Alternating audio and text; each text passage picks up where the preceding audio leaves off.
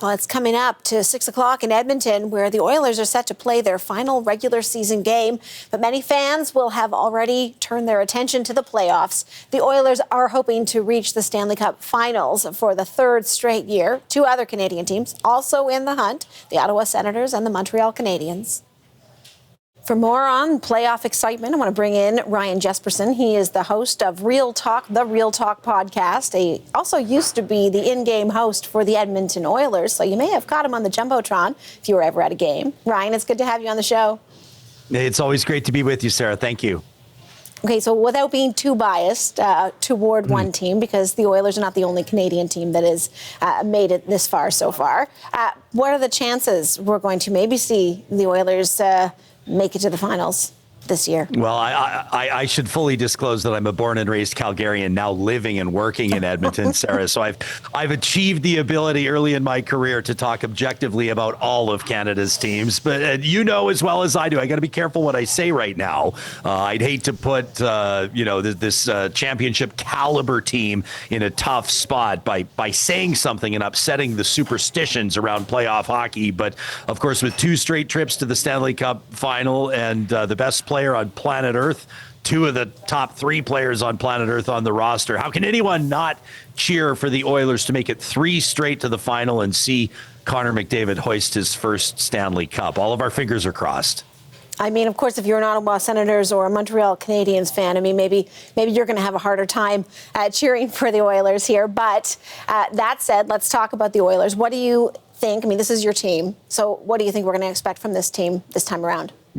Yeah, well, it's an interesting scenario for the team to be in right now. Of course, Leon Draisaitl, the world's best power play goal scorer is out. And I know that there's optimism. There's hope that he's going to be able to join the team at some point in the first round. They're still missing McDavid's trigger man, Zach Hyman as well. And then, of course, there's the goaltending situation, which is the same situation that's plagued the team over the past couple of cup runs, just different names involved this time around. But the Oilers kind of find themselves surrounded by question marks heading into the playoffs.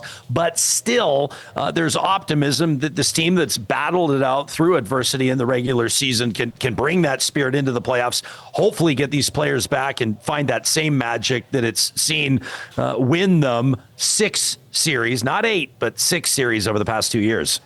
I know. I mean, they've come so close so often.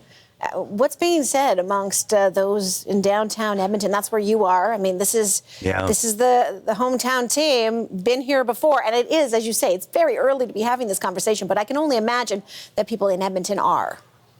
Well, I mean, the Oilers are religion in Edmonton, and of course, it's the biggest ticket in town. I'm talking to you about 150 feet from Rogers Place right now, and so when playoff season strikes, I can tell you it gets louder outside. We have some snow on the ground right now, but we're hoping that with spring weather will come that same sort of spirit that sees really the fortunes of downtown hoteliers and restaurateurs. Anybody that's doing business in Edmonton, of course, hopes for an elongated playoff run, because it just really does infuse a huge amount of energy into the city. And on the flip side, Sarah, as much as I hate to say it, when the team's fortunes have been down, you mentioned my time as the in-game host for the Oilers. That was during the decade of darkness for a large part of it. And you do see it impact the city's identity. You see it impact people's energy. And so there's so many reasons why people are hoping that third time will be the charm for this Oilers team.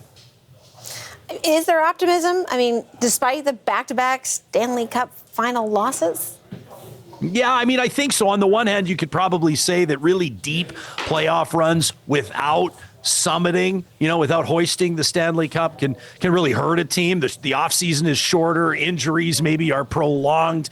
There's delayed surgical dates, that sort of a thing. And then, of course, there's also the reality, as much as I hate to bring it up, Sarah, that Connor McDavid signed a team-friendly extension just a short time ago. That'll kick in next year at a relatively bargain price, so the team can continue to invest in the roster. I mean, this guy's hungry for a cup, and he wants to win it in Edmonton, but everybody knows that extension is a 2-year extension. So you really get the sense that everybody's well aware that this is a relatively tight window, and the team better do it this year.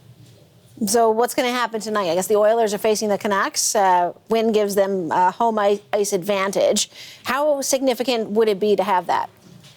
Yeah, I mean, I think it would be huge, and this team doesn't want to find it. So, I mean, the Pacific Division is so tight. With Vegas winning last night, of course, they'll secure the division, so that takes that off the table. But if the Oilers win, the Oilers lose rather, and a couple of other teams win, all of a sudden Edmonton could find itself in a wild card position, squaring off against Colorado in the first round. And I'm not sure that anybody that's cheering for the Oilers wants that. I think it would be poetic if the Oilers could square off against the LA Kings for the 5th year in a row and maybe send Anze Kopitar into retirement on that note. I don't know what you think about that. I just love it when sports guys get all poetic.